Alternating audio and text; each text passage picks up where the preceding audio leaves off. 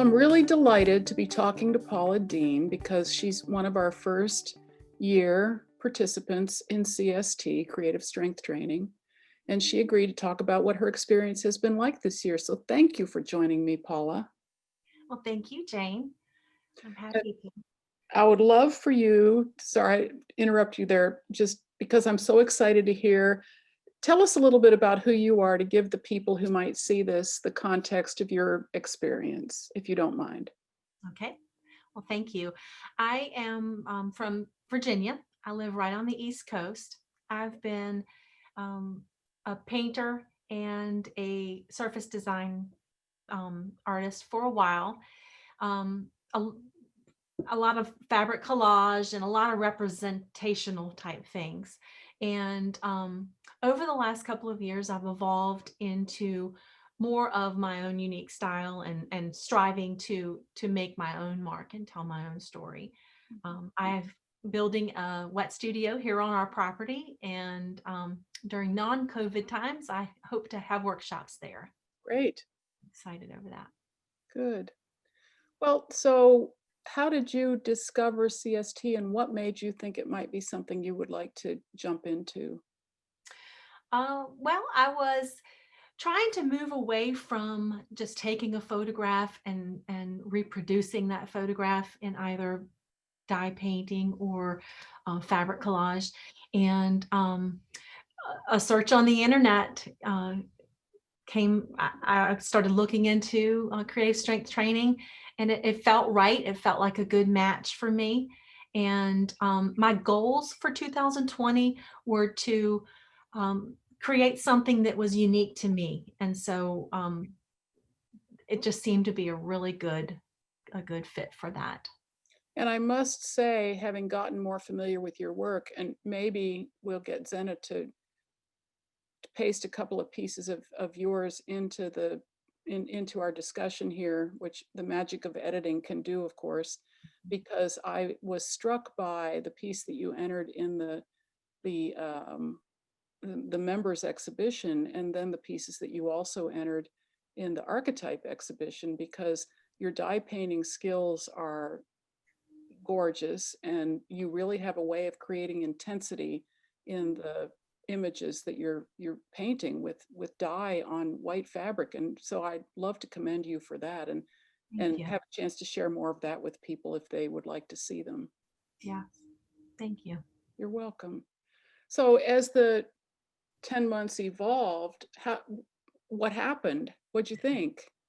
So the first couple of months, I'm true to myself. I jump in head first and just immerse myself in it because I want to get the most out of it, and impatient that I am. So I really enjoyed the first couple of months. There was the archetype piece.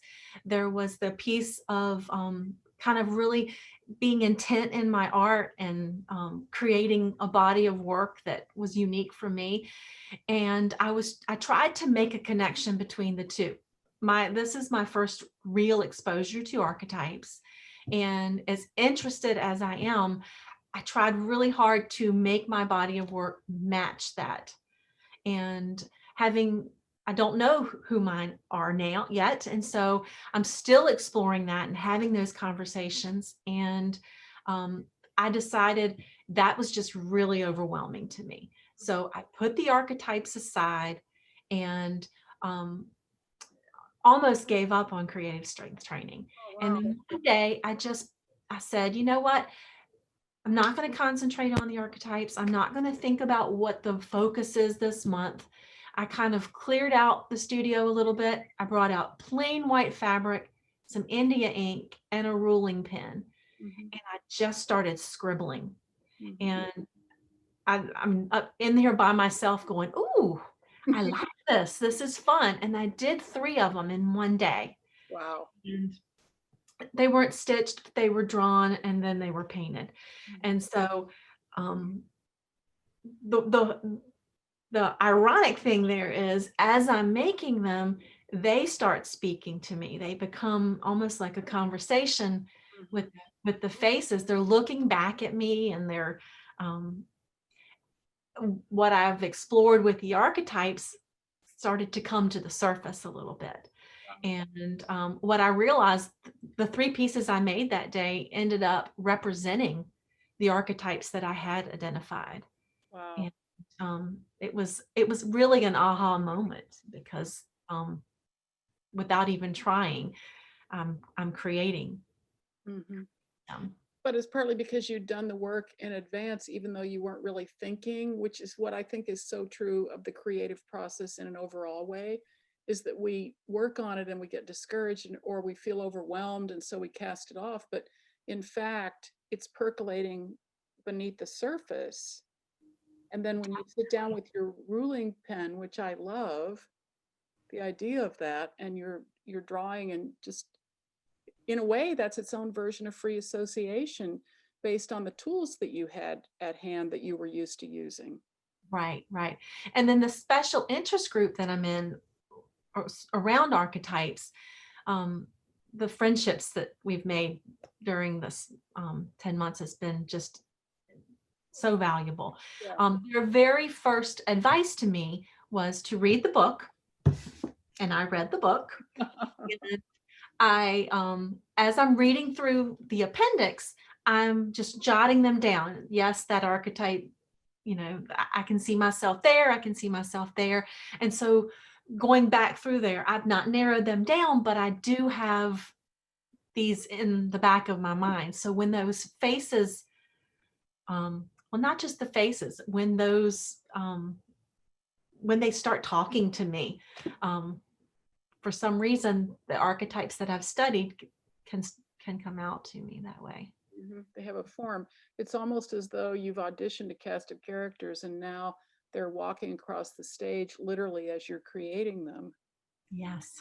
or in order to portray the story of who you are.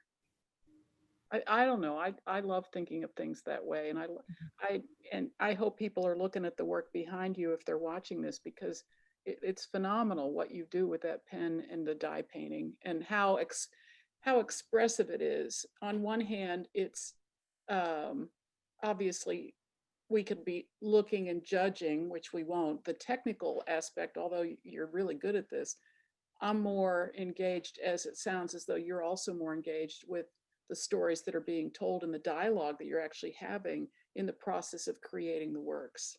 Yes. I wasn't trying to be perfect. I was finding the beauty in the imperfections in each of these pieces. They're not balanced, they're not symmetrical. Their eyes are wonky, their face shape is wonky, and those are the pieces that I love the most. Mhm. And I like the fact that I didn't have a outcome in mind when I created them. They just appeared. Mhm. And that's the piece that's so attractive to me. Well, I think that's a beautiful piece.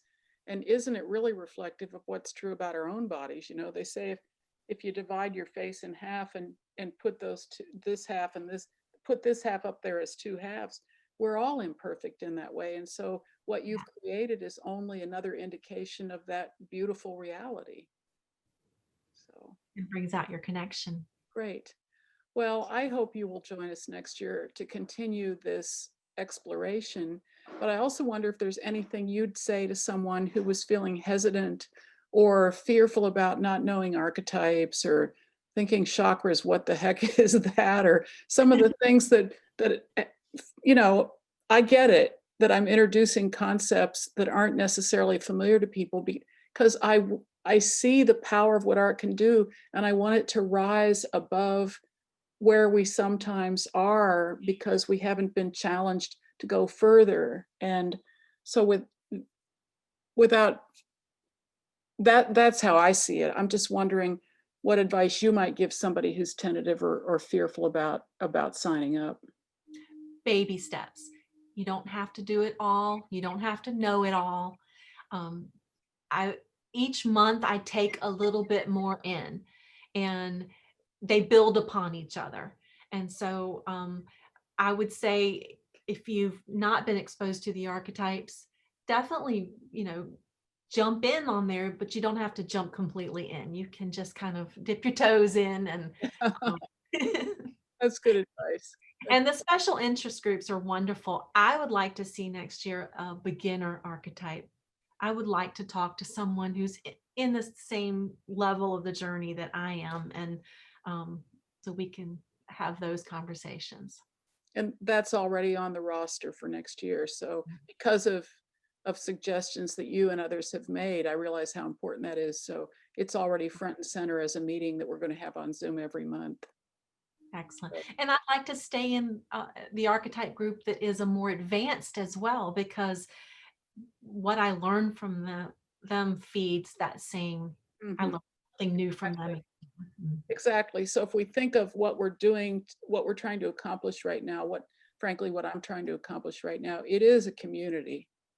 And within a community, there are varying levels, but how do people grow if they don't have other people who have had a little more experience than they've had to, and the generosity of a community to help move it forward. So that's really my ultimate goal for the whole thing.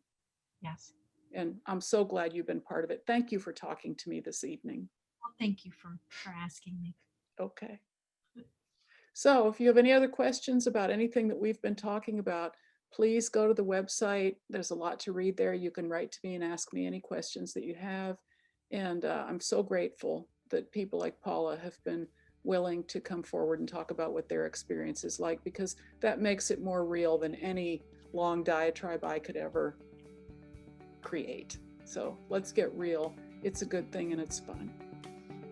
Thanks.